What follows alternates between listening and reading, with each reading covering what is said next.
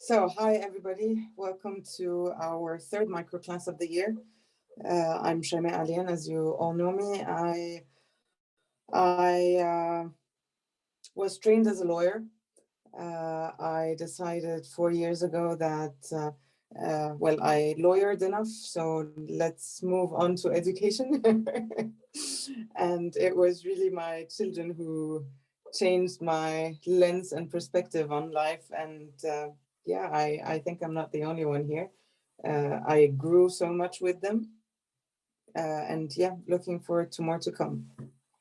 So the reason why this subject is very dear to my heart is because I feel that our stars are capable of so much, but they oftentimes don't achieve their potential because they are either put down by society, put down by school, put down, unfortunately, sometimes even by us, because we get impatient by the number of times we have to tell them off during a day.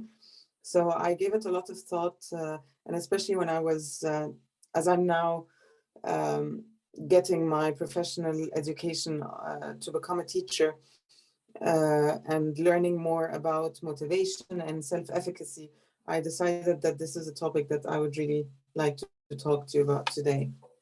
So let's get started. So what we're going to be looking at today is why aren't our kids motivated? What different types of motivation there is?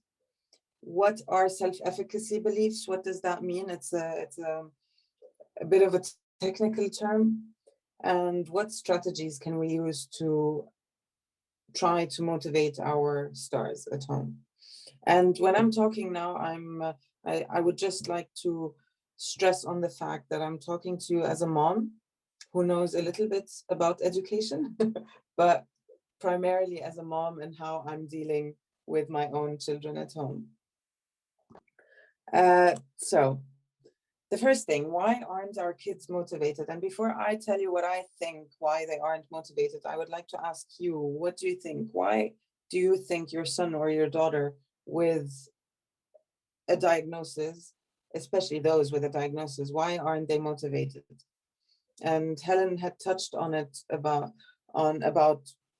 this intrinsic motivation. You were looking, how can I cultivate an intrinsic motivation in my son? So why don't you think they're motivated? And if I may speak for a second, interestingly, Yes, because I'm constantly reading some articles from like Attitude or other sources. yes. And the eye opener for me said, well, but your child likes to spend their time doing something. So it is not actually correct to say they're not motivated, because in that moment they're motivated. But I'm thinking, yes, he's definitely motivated, but not for the things that I would like him to be motivated for, right? Mm-hmm. So if I would like him to be motivated to do the homework and kind of look into the future, what that translates into, that's one thing. But he is motivated to the things that give him dopamine, that gaming or playing or something, that immediate gratification, immediate excitement, which he's not getting from, for example, doing homework or something else, or chores. Yes, that's very true. That's spot on, actually. Anybody else, Ruthie or Rita or Nadia, anybody else with any views on this? So from my side, if I can speak, is not that they are not motivated, is that they don't feel part of the group. That is what happened to my son. He felt less than, he felt put on the side.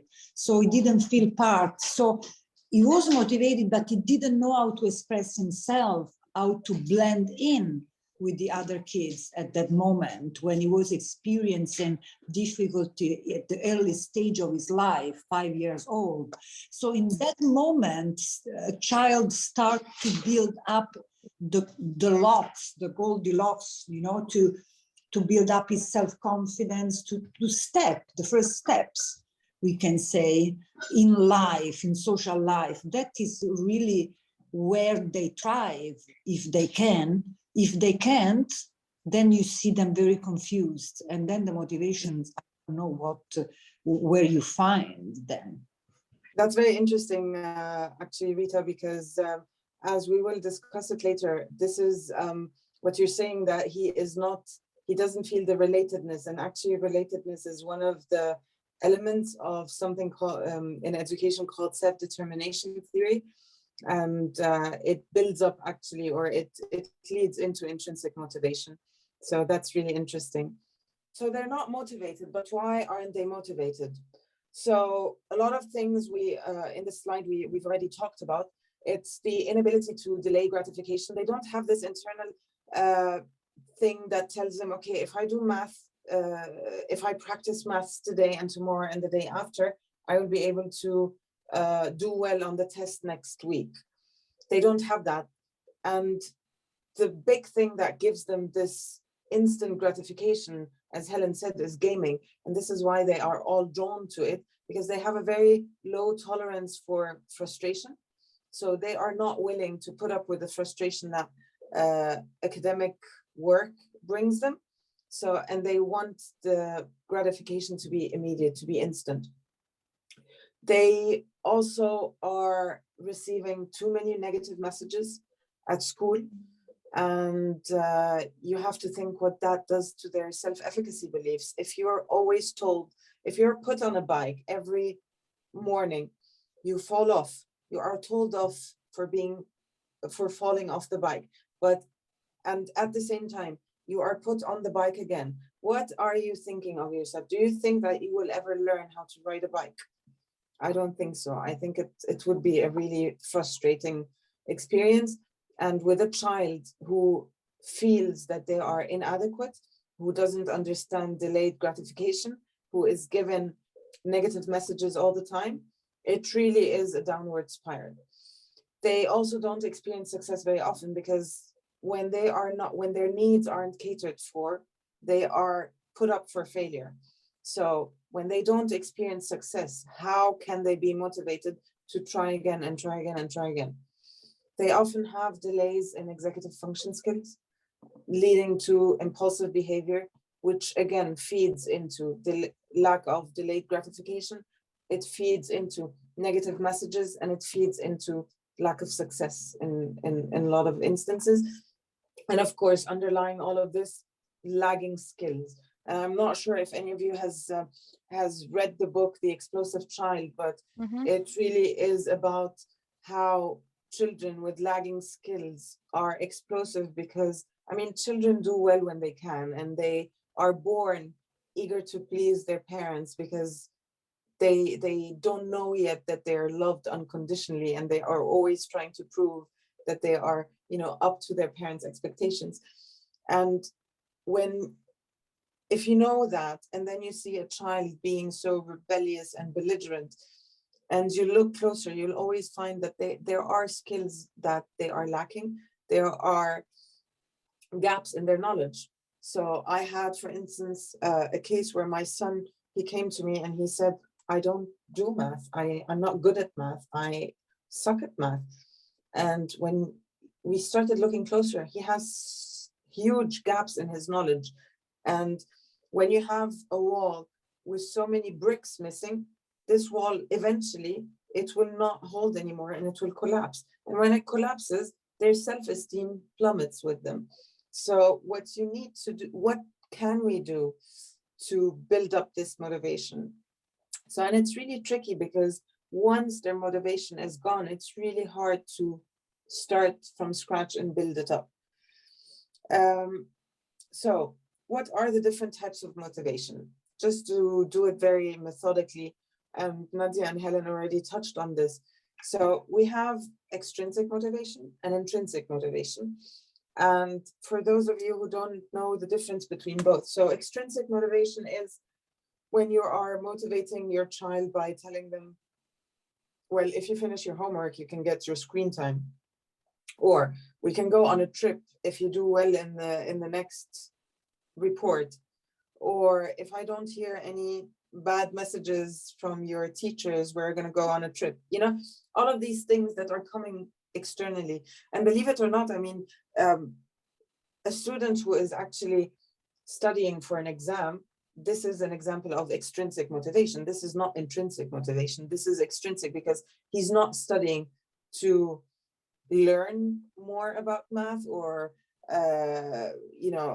improve his problem solving skills. He is learning because or studying because he wants to get a better grade. So it's not always the case that it's extrinsic motivation is bad, but ideally what you'd have is extrinsic motivation that is also coupled with intrinsic motivation, because if you only have extrinsic motivation and you take that motivation away, you'll have a person or an individual who is not motivated in life, who doesn't know what they want to achieve, and who is not driven. Intrinsic motivation, actually, and this is where what Rita was saying comes into play. This is where a lot of literature in education has talked about self-determination theory. And self-determination theory has three aspects. One of them is actually, as Rita was saying, is relatedness. The other one is competency. And the third one is independence, or how do they say it? It's another word that starts with autonomy. It's autonomy. So when you have a student who has autonomy in their own learning, who has relatedness, who feels like they are part of a community, but more importantly, who feels competent, you have a child or a student who is motivated. And this is what takes us to these self-efficacy beliefs, because you will not have a child willing to put in the effort and being motivated and resilient unless they are, or they have strong self-efficacy beliefs. Now, self-efficacy is actually a really interesting principle that was found or started by a psychologist in the US in the 1970s. And it's basically the idea that what the individual thinks of themselves that they can achieve. So if I might have high self-efficacy beliefs in math, but I have personally very low self-efficacy in skiing, for instance. I know that I'm a really bad skier and I don't feel comfortable or confident at all about myself skiing. So it's really, it changes, from one area to another in life. But I have strong self-efficacy beliefs. It doesn't mean that I am the best mathematician there is.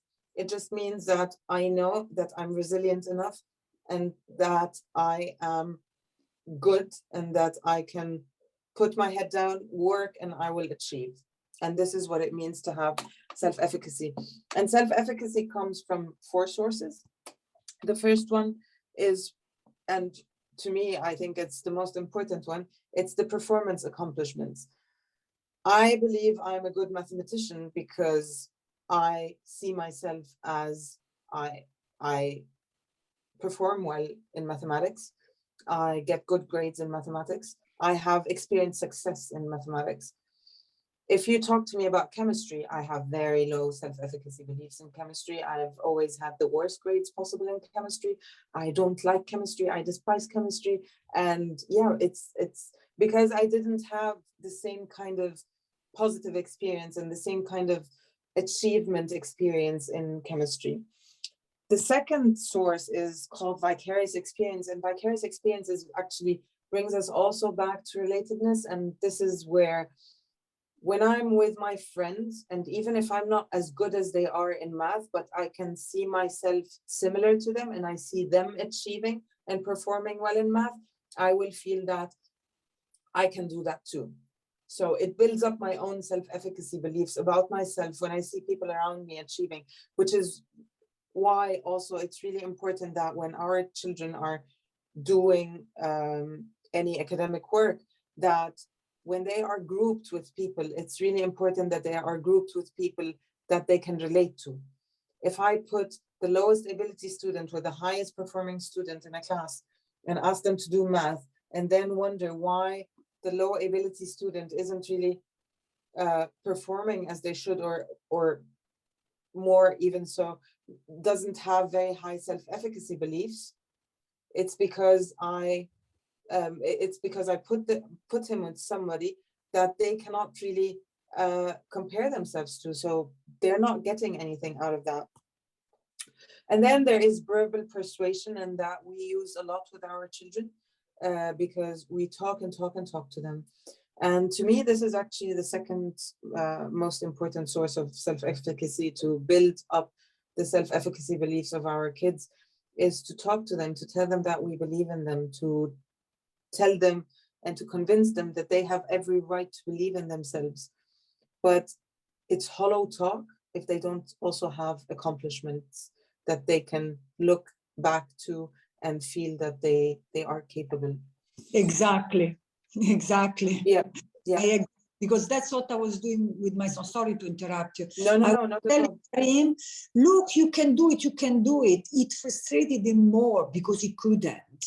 You see what I mean? I was pushing him towards a wall, because anyway, he couldn't retain information, couldn't absorb. So yeah, I agree with you. Yeah. And the last source of self-efficacy is psychological states. And that is basically, that means that sometimes a little bit of stress actually increases self-efficacy beliefs. Because do you know how before a test you have these butterflies in your tummy, and it drives up your adrenaline? And I mean, having or being in the middle of studying education, I can also tell you that there has to always be that tension of students feeling that they're struggling just a bit. Because if they're not struggling at all, that means that they're not learning at their right level. And if they're struggling too much, then it's too frustrating for them and they block. So there has to be that right amount of struggle, right amount of tension that makes them eager to achieve, but not too frustrated that they give up. So, and as I said, I mean, it's really the most important part of this is performance accomplishment. Now that's a tricky one, because how do you want to do that with a child at home who has given up on everything? So what are the strategies? And I'm sharing these strategies with you because this is what I do with my kids at home. I'm not saying everything is working all the time. I'm not saying my kids are motivated all the time. It's a work in progress. And as moms, as I was saying before, we try and we try and we try and we keep pushing them. And sometimes we see glimpses of hope, and sometimes it's just utter darkness. But one of the most important things that I find are actually the two first ones: celebrate their strengths and increase competency. These I find are the most important ones. You have to find that one area that your child is really capable in. You have to find that one area that your child excels in. It can be a sport, it can be painting, it can be singing, it can be dancing. My son, for instance, he is completely into acting. So he does drama. He got a lead role in a piece of theater that they did at school. And you cannot imagine how this drove up his self-esteem, because he's good at it, because he experienced success. And it's really important to make them realize, first of all, make sure they find their passion, let them experience success. And this is where they get their strength from. This is where they get their self-esteem from. And then celebrate big. Celebrate starting with the small wins, and celebrate each and every success they have, because they also deserve to feel that they are accomplishing something in life. Maybe maths is not their strong suit. Chemistry was never mine, but it didn't hinder me from trying to achieve, because I was also good at other things. I knew that I was good at other things, and they need to feel the same. Increase competency. Now, how do we do that? It's really important to know where they are. It's really important to know where the gaps are in their knowledge, and scaffold the support that you give them at home. Now, I find that this is actually a really tricky one at home to do, because we then try to wear the tutor's hat and the mom's hat and the therapist's hat, and it doesn't always work. Well, at least most of the time it doesn't. And for me, for instance, I told my son that I would support him in maths at home because he absolutely didn't want a tutor. And my plan was to show him how it's a bad idea for mom to be the one to support him at home. I didn't want him to feel that I'm giving up on him. I just wanted to show him that it's a really bad idea for mom to be his maths teacher at home. Not because I don't love maths, but I don't love teaching it to my son. It creates this tension. Him, of course, he was cheeky. He wanted mom to support him at home with maths because he knows that if a tutor is at the door, he cannot tell him, no, I don't feel like it now. But when it's mom nagging, you can always say, okay, in 5 minutes, you know? So, but yeah, it was this sort of ultimatum. And next year I'm getting a tutor. But the important thing is, in order to be able to support him, I had to know where the gaps in his knowledge are. And I had to know how to break down the information so that I can support him. And we had to set reasonable goals, because if I tell him that, well, you do this now for 5 minutes every day and you will ace that test next time, no, it's not going to happen. And if anything, it will make them feel that they didn't accomplish their goal. The goal should be any upward trajectory. So if they're getting 5 out of 20 now, 8 out of 20 will be, a measurable success.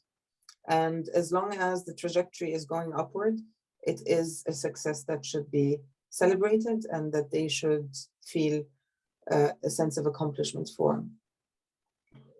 All during that process, it's really important to have a growth mindset. And a growth mindset basically means that they need to understand that there is no such thing as, well, I am not good at math. No, because that's just scientifically not true. Mistakes make our brains grow, and it has been proven by ECGs. And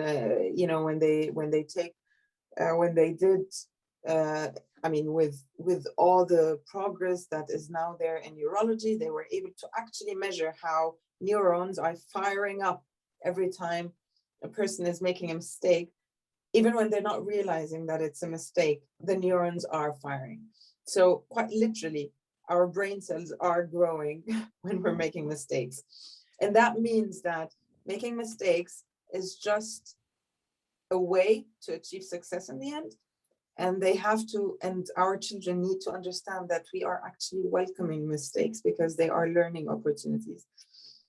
I was, in my first placement, I was teaching in a year 1 class with 5 and 6 year olds. And my mentor, who's a great teacher, she was forbidding them from using erasers, rubbers. She wanted them to strike through their mistakes and write them again, because when you see your mistake and you see the right answer, then you see your thought process. And this is how you learn. You learn from your mistake more so than you learn from the right answer. And when our children realize that, they also realize that their minds are not fixed. They are growing. And even if I'm not good in chemistry now, I can be good in chemistry one day, personally, if I put the effort into it, but I'm not interested. But our minds aren't a finished work yet. Our brains aren't finished work yet. And even more so for little children. So our kids need to understand that. I mean, we're not talking about university level science or maths or literature here.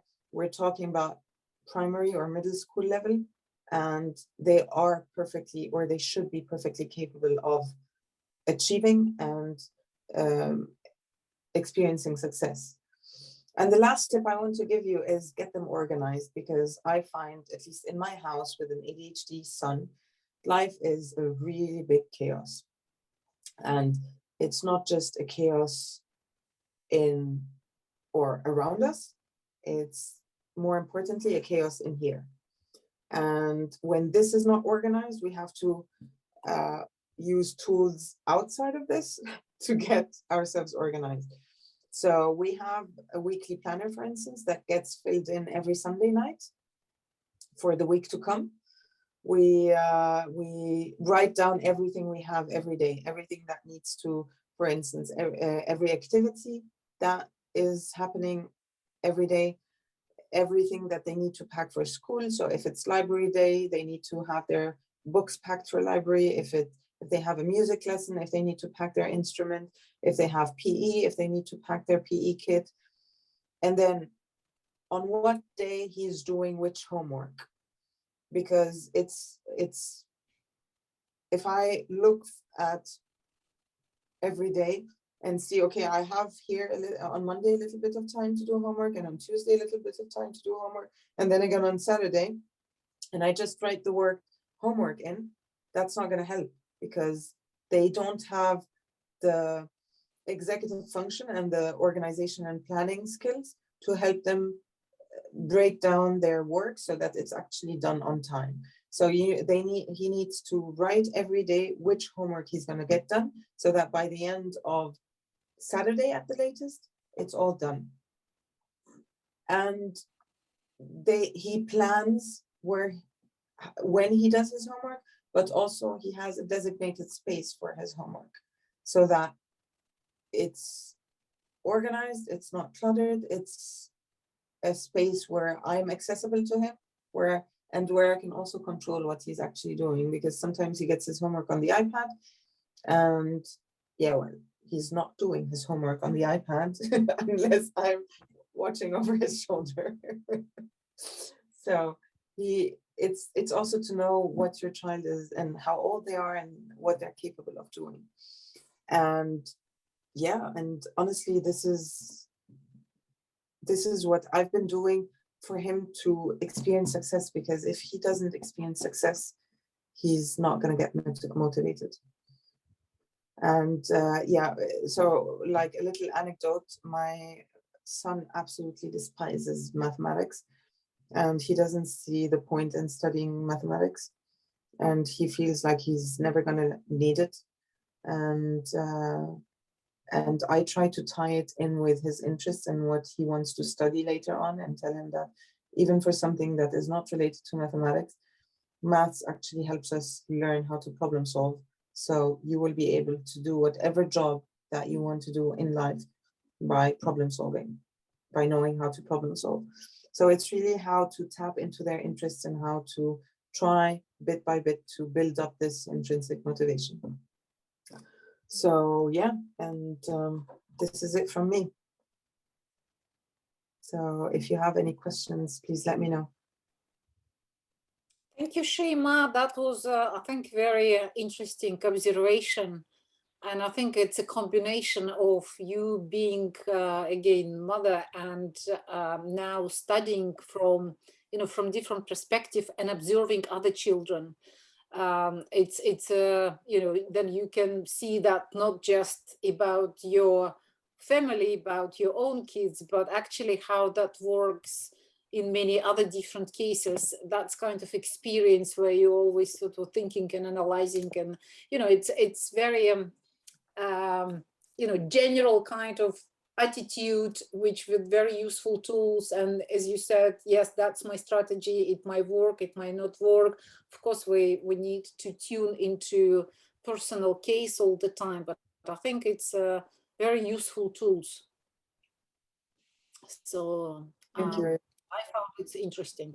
Even I don't have a immediately how I can use it, but again, it doesn't matter what age of your children, and even for yourself, all this external intrinsic motivation will always kind of try to balance and motivate yourself to do one or another thing. Yeah, so it's true for everyone, I guess. Yes, thank you so much, Shaimaa. I definitely can relate to pretty much everything you said. Do you mind if I ask you a few questions just based on your experience? Of course. So the first thing you mentioned, I believe, celebrate their strengths, right? How easy or difficult was it for your child to, and I believe your son is also 11, right? Like mine. Yes, yeah. I think they're the same age, right? So I'm just curious, how easy or difficult was for him to find something that he's very passionate about? Well, the thing is with him with ADHD, I find that they become obsessed with things for some time and then they drop it and then they become obsessed with the next thing. And I Yeah. don't know if you've experienced the same thing with your Yes. son. Yes. So All the we time. play along. Honestly, we just play along, Helen, to be honest. So he was completely obsessed with football for some time. I remember my brother used to call him up from Germany, asking him about the schedule of the British Football League and asking him about which player went to which club because he was that obsessed with everything. That's all he watched, read, and breathed. And then he got obsessed with basketball. And all along, he's always been a really good speaker and really good comedian. So all along, he was always interested in film, drama. So we used to bring him to drama camps in the summer or sign him up for drama classes. We encourage him to sign up for after school activities at school where there's drama. We really are playing along. So he changed from football to basketball. So we changed from playing in Lutry to football in Lutry to playing basketball in Puy. And God knows what's going to be next. But again, we will play along because he needs to feel that he's interested in something, and that makes it easier for him to do the stuff that he doesn't like as much. Mhm. And also, I find that the less time he has, the more efficient he is when he needs to work. Of course. Yeah. Okay. Makes sense.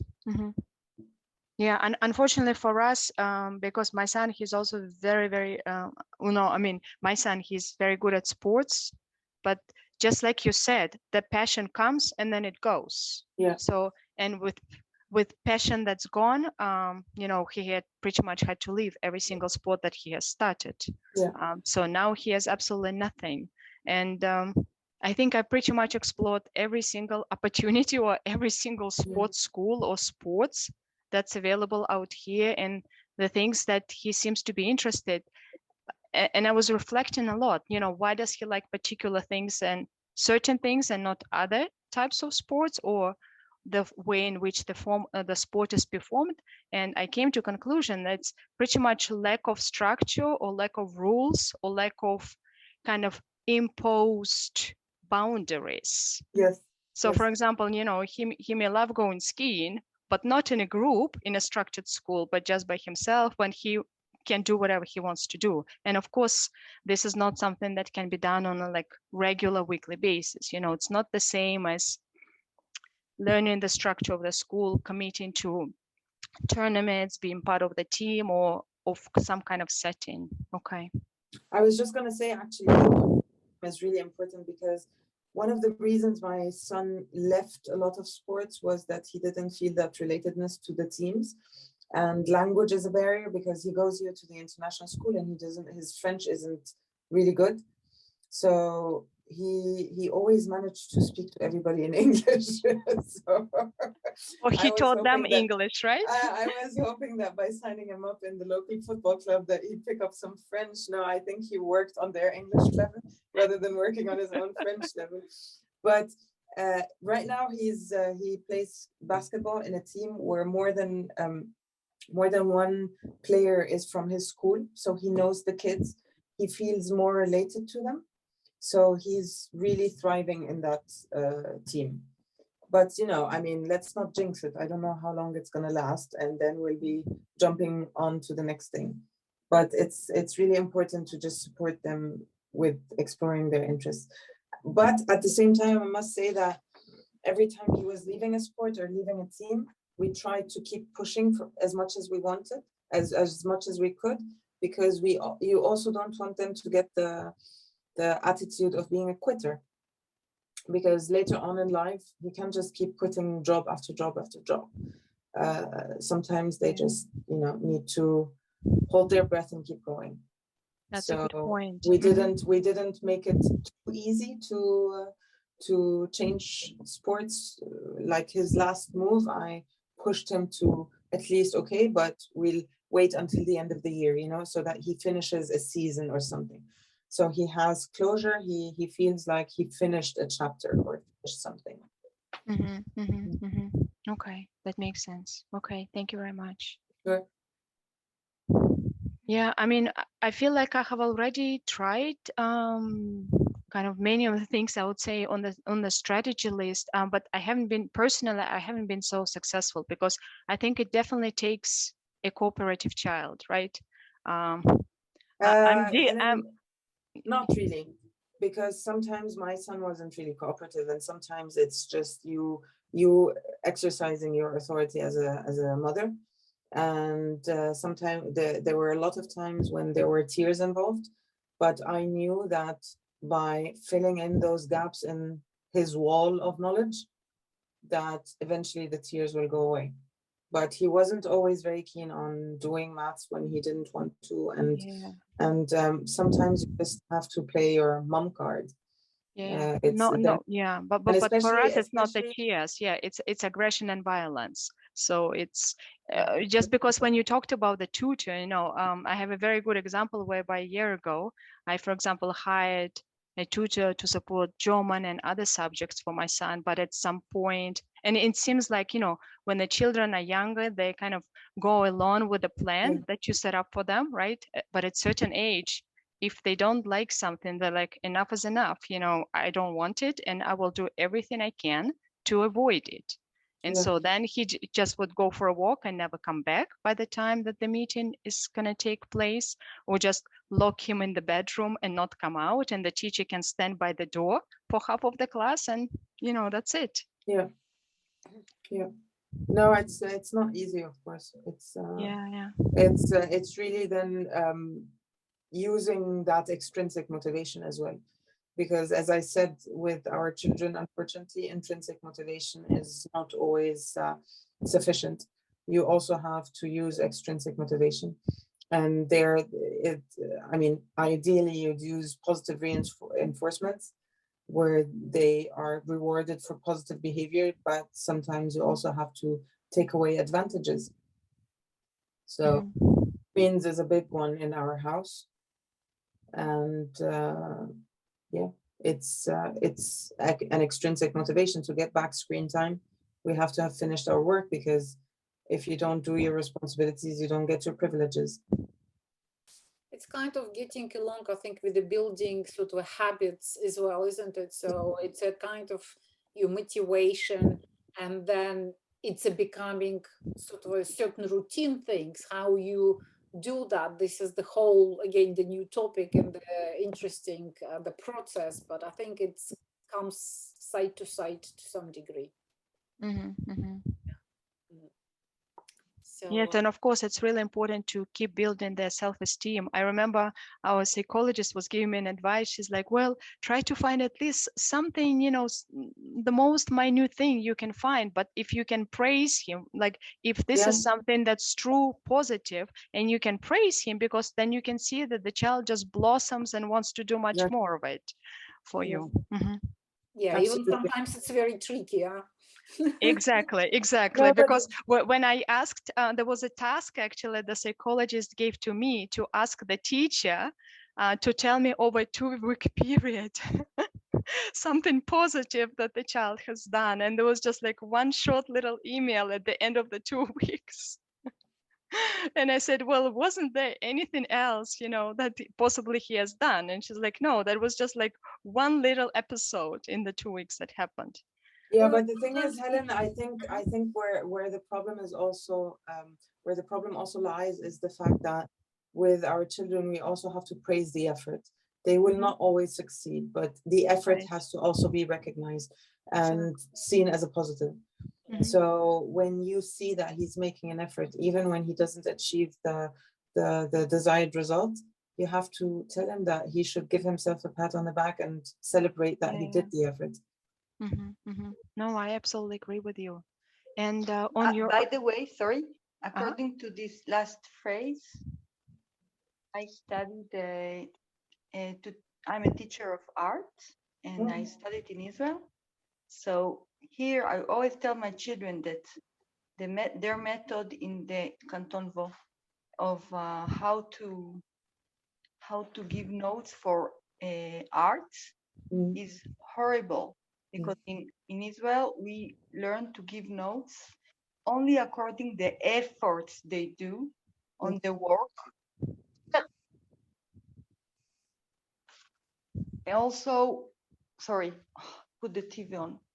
Also, the efforts they do, how much they work on this, on the French words comes to my mind. Tableau. Say Which, the French and word. which French word? No, a tableau. Tableau. Painting. Painting. Art, how much they develop their creativity, how much efforts they put. Mhm. So now you said that, this is so important. And I saw here that they don't care.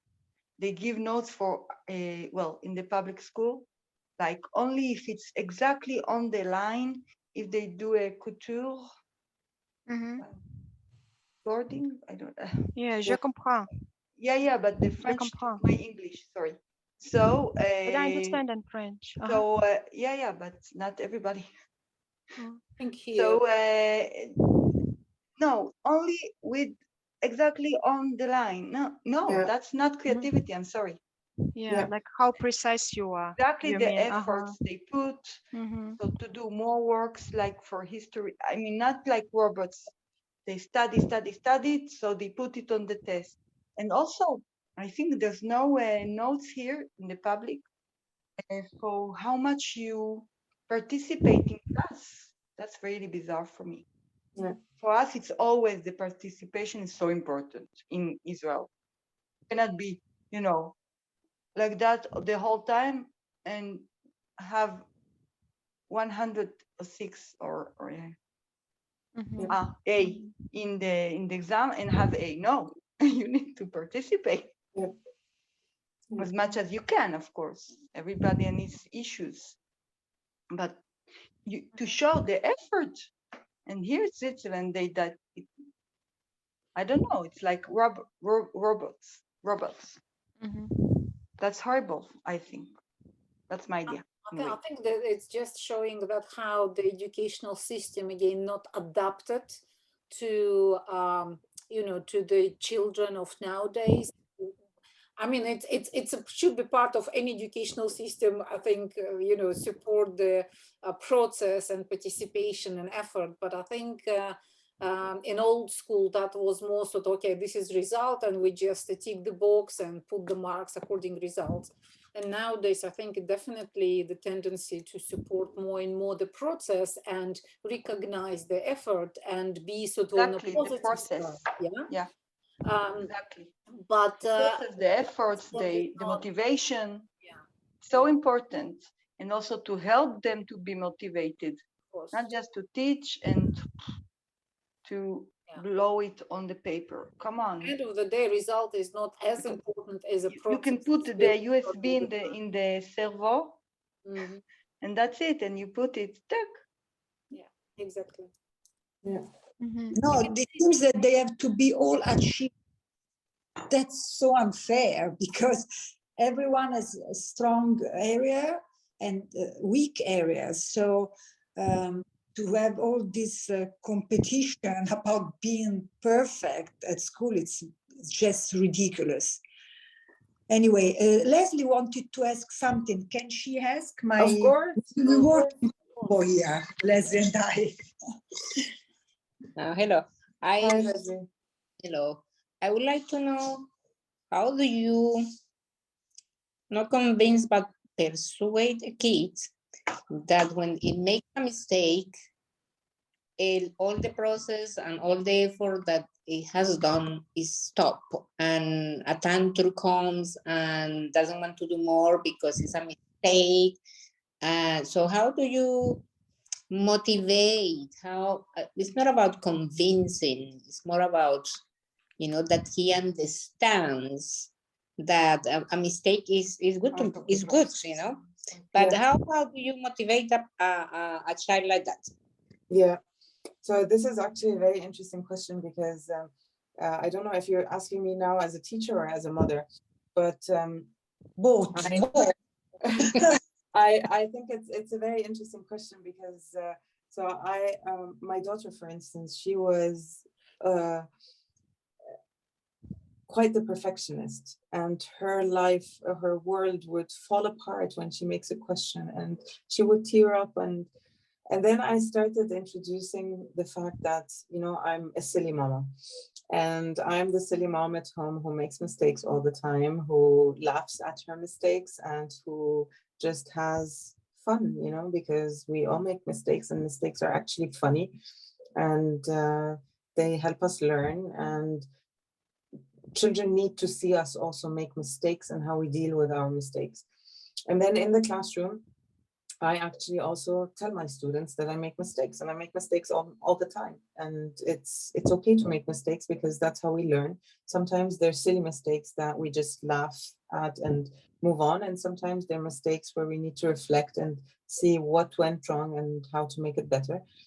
And it's also very important that in the classroom, students feel safe, that they can make mistakes and that they can say wrong things, and that they will not be told off for these mistakes.